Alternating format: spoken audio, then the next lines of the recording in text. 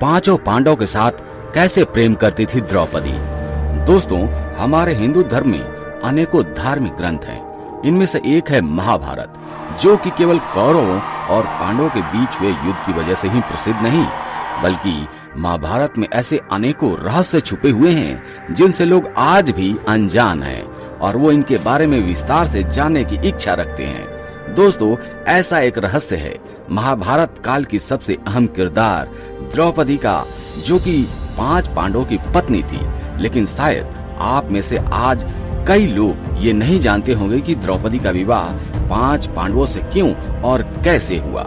इसी के साथ साथ द्रौपदी पांचों पांडवों के साथ अपना पत्नी धर्म कैसे निभाती थी, क्योंकि हिंदू धर्म में कोई भी स्त्री सम्मान पूर्वक केवल एक ही पुरुष के साथ सुहागरात कर सकती है। तो फिर द्रौपदी ने पांचों पांडवों के साथ अपनी सुहागरात कैसे मनाई थी और इसके लिए क्या क्या नियम बनाए गए थे?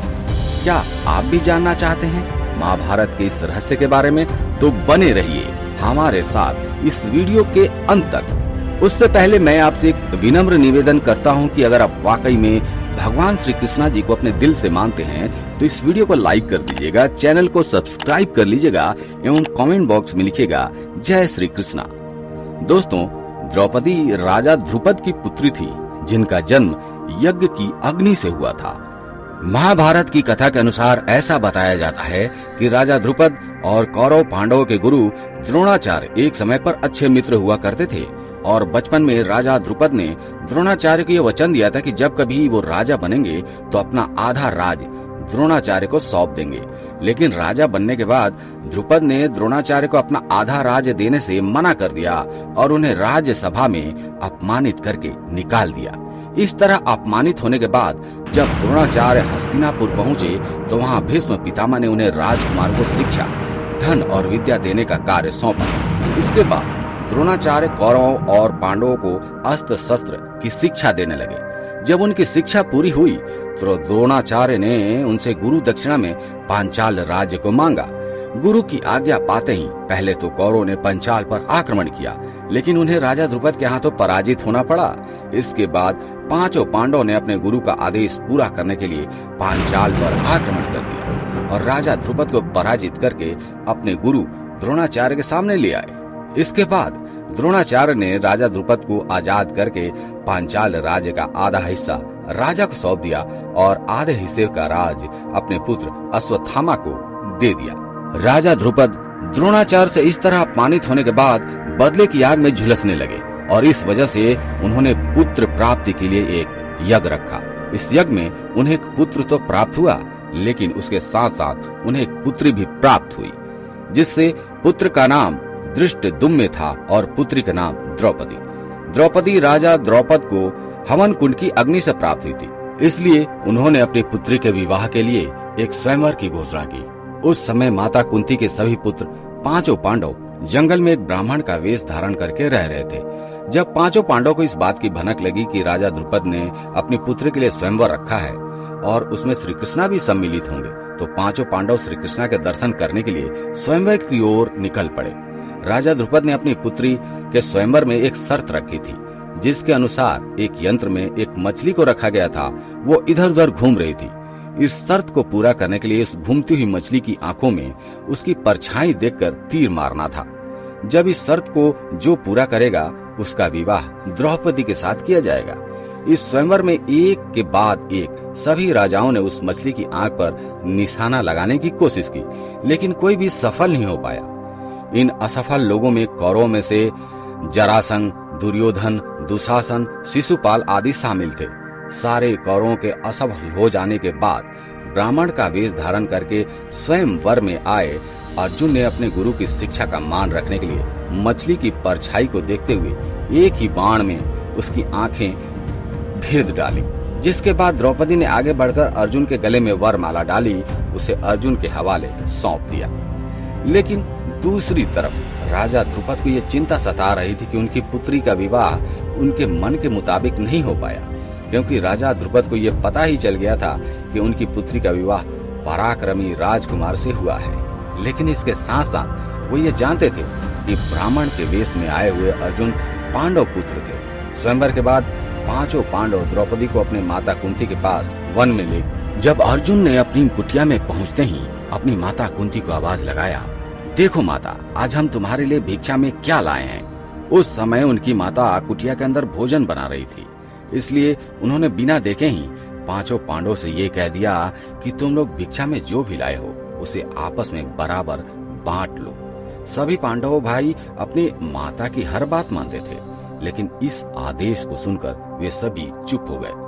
बाद में जब माता कुंती ने कुटिया के बाहर आकर द्रौपदी को देखा तो वो हैरान रह गई। इसके बाद उन्होंने युधिष्ठिर से बोला कि हे पुत्र, तुम कुछ ऐसा करो जिससे कि मेरे वचन का पालन भी हो जाए और द्रौपदी के मान सम्मान में कोई कमी भी न आए। जब धर्मराज युधिष्ठिर भी इस समस्या का कोई हल न निकाल सके तो आखिर में फैसला किया गया कि द्रौपदी का विवाह पांचों पांडव पुत्रों से किया जाएगा।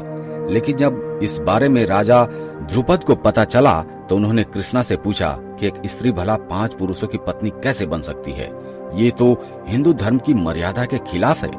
फिर महर्षि वेदव्यास ने राजा द्रुपद से ये बताया कि द्रौपदी को उसके पिछले जन्म में भगवान शिव ने यह वरदान दिया था और भगवान शिव के उसी वरदान की वजह से ये समस्या पैदा हुई है। महर्षि वेदव्यास के समझाने पर राजा द्रुपद ने अपनी पुत्री का विवाह पांचों पांडव से करवाया। सबसे पहले द्रौपदी का विवाह पांचों पांडव में से युधिष्ठिर के साथ हुआ और उसी रात द्रौपदी ने अपनी सुहाग रात युधिष्ठिर के साथ मनाई। उसके बाद द्रौपदी का विवाह भीम के साथ हुआ और फिर उसने अपनी सुहाग रात भीम के साथ मनाई। इसी तरह अर्जुन, नकुल और सहदेव के साथ द्रौपदी का विवाह हुआ और द्रौपदी ने उन तीनों के साथ भी सुहाग रात मनाई। लेकिन दोस्तों, अब आप सोच रहे होंगे कि कोई एक स्त्री एक पुरुष के साथ सुहाग रात मनाने के बाद भला दूसरे पुरुष के साथ सुहाग रात कैसे मना सकती है। तो बता दें कि इसके पीछे भी भगवान शिव का ही वरदान था, क्योंकि उन्होंने द्रौपदी को 5 पति प्राप्त होने का वरदान दिया था। लेकिन उन्होंने इसके साथ ही ये भी वरदान दिया था कि वो प्रतिदिन अपने कन्या भाव को प्राप्त हो जाया करेंगे। इसलिए द्रौपदी पांचों पांडव पुत्रों को एक कन्या भाव में ही प्राप्त हुई। अब दोस्तों, आपके मन में यह सवाल आ रहा होगा कि द्रौपदी आखिर 5 पांडवों के साथ किस तरह रहती होंगी। तो हम आपको बता दें, इसके लिए पांचों पांडवों ने मिलकर एक नियम बनाया था। एक बार की बात है, जब पांचों पांडव राज्यसभा में बैठे हुए थे तो महल में नारद मुनि आते हैं और उसी समय वहां द्रौपदी आती है। नारद मुनि का आशीर्वाद लेकर चली जाती है। नारद मुनि पांचों पांडवों की भविष्य की चिंता करते हुए ये कहते हैं कि द्रौपदी, तुम 5 भाइयों की पत्नी है, इसलिए तुम सभी को एक ऐसा नियम बनाना चाहिए जिससे अपनी अपनी पत्नी को लेकर तुम पांचों भाइयों के बीच में कभी विवाद ना हो। क्योंकि एक स्त्री की वजह से कई बार भाई भाई एक दूसरे की जान के दुश्मन बन जाते हैं। नारद मुनि की ये बात सुनकर पांचों पांडव हैरान हो जाते हैं, जिसके बाद युधिष्ठिर नारद मुनि से कहते हैं कि हम पांचों भाइयों में बेहद प्रेम है और ऐसा कभी नहीं हो सकता, क्योंकि हम पांचों भाइयों में आज तक कभी कोई झगड़ा नहीं हुआ है, द्रौपदी को लेकर कोई विवाद नहीं हुआ है। जिसके बाद नारद मुनि ये कहते हैं कि तुम 5 भाइयों के बीच प्रेम पर कोई संदेह नहीं है।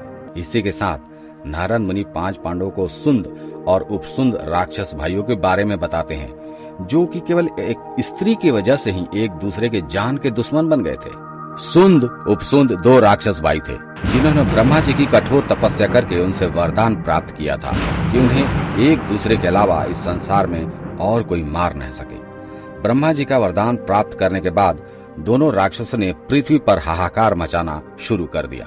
जिसके बाद इस समस्या का हल निकालने के लिए ब्रह्मा जी ने एक अप्सरा की रचना की। तिलोत्तमा इतनी सुंदर थी कि उसकी खूबसूरती पर सुंद और उपसुंद दोनों भाई मोहित हो गए और उसके लिए आपस में झगड़ने लगे। झगड़ा इतना ज्यादा बढ़ गया कि दोनों भाइयों ने आपस में एक दूसरे को मार डाला। नारद मुनि के इतना समझाने पर युधिष्ठिर ने एक नियम बनाया कि द्रौपदी हर साल 5 पांडवों में से किसी एक के साथ अपना समय व्यतीत करेंगी, कि द्रौपदी 1 साल किसी एक ही पांडव की पत्नी बनकर रहेंगी और जब द्रौपदी अपने कमरे में किसी एक पांडव के साथ रहेंगी तो दूसरा पांडव उस कमरे में कभी नहीं जाएगा।